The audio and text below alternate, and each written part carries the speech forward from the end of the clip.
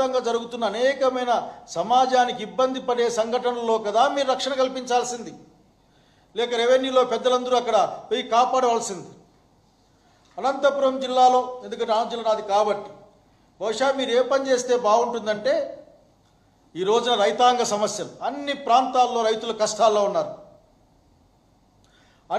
మిర్చి రైతు కష్టంలో ఉన్నాడు, వేరుశెనగ అసలుకి వచ్చిన దాఖలా లేదు. మొన్ననే మా ప్రాంతాల్లో అరటి చెట్లు మొత్తం పడిపోయినాయి.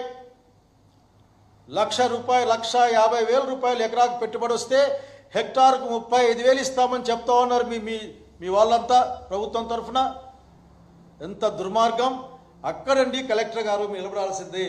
లేదు, మా రైతుకు ఎకరాకు ₹1,00,000 ఇవ్వాలి అని నిలబడాలి. అక్కడ